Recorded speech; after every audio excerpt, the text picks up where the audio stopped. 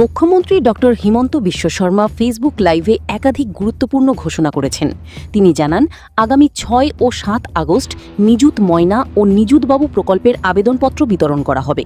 তিনি বলেন, ৫০০ কোটি টাকা ব্যয়ে কাশী বিশ্বনাথ করিডোরের আদলে কামাখ্যা করিডোর নির্মাণ করা হবে। শীঘ্রই ভূমি সংক্রান্ত অভিযোগ ও পরামর্শের জন্য একটি বিশেষ পোর্টাল চালু হবে। এছাড়া বন্যা দুর্গতদের সব রকম সহায়তার আশ্বাস দিয়ে তিনি জানান, ১ বা ২ আগস্ট চাবুয়ার ভাঙন কবলিত এলাকা পরিদর্শনে যাবেন। মুখ্যমন্ত্রী আরও জানান, মধুপুর সত্রের উন্নয়নে ৩৫ কোটি টাকা বরাদ্দ করা হয়েছে। আগামী ২৫ ডিসেম্বর শুরু হবে mission Bashundhara 4.0।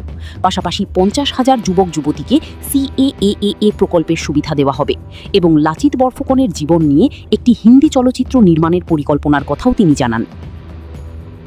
Assam prime network তাক পুনৰ আৰম্ভ কৰাৰ বিষয়েও আমি এইবাৰ বাজেটত উল্লেখ কৰিছো। অহা ৩ আগষ্টৰ পৰা আমি অৰুণোদয় আঁচনি পুনৰ আৰম্ভ কৰিম। সিদিনাখন প্ৰতিখন পঞ্চায়ততে আমি সৰুকৈ এখন সভা অনুষ্ঠিত কৰিম আৰু অৰুণোদয় আঁচনিৰ প্ৰথমটো কিস্তি নতুন চৰকাৰৰ আমি প্ৰদান কৰিম।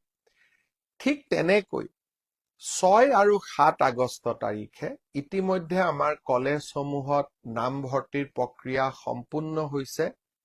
আমি কলেজসমূহত ৬ আৰু ৭ তাৰিখে নিযুত মইনা আৰু নিযুত বাবু আঁচনিৰ প্ৰপত্ৰ বিতৰণ কৰিম। এই প্ৰপত্ৰসমূহ আমাৰ ছাত্ৰ ছাত্ৰীসকলে ভাগিনসকলে পূৰণ কৰিব আৰু প্ৰপত্ৰসমূহ আমাক নিৰ্ধাৰিত সময়ত উভতাই দিব, যাতে আমি ছেপ্টেম্বৰ মাহৰ পৰা নিযুত মইনা আৰু নিযুত বাবু আঁচনি ৰাইজক, বিশেষকৈ আমাৰ ভাগিনসকলক আমি নিয়মিতভাৱে যাতে দিয়াৰ প্ৰক্ৰিয়া আমি আৰম্ভ কৰিব পাৰোঁ। ইয়াৰ লগতে আগষ্ট মাহৰ পৰাই আমি কম মূল্যত যি চাউলৰ লগত চেনি বা দালি যোগান ধৰিছিলোঁ, সেই যোগানৰ প্ৰক্ৰিয়াও আমি আগষ্ট মাহত আৰম্ভ কৰিম।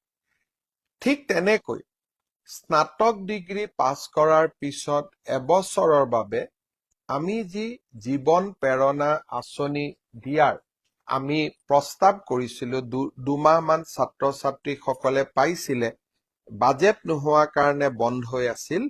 এই জীৱন প্ৰেৰণাও আমি পুনৰ ছেপ্টেম্বৰ মাহৰ পৰা দিয়া আৰম্ভ কৰিম। মই আগতে আপোনালোকক কৈছিলোঁ যে আজি মই ফেচবুক লাইভ এটা বিশেষ স্থানৰ পৰা কৰিছোঁ।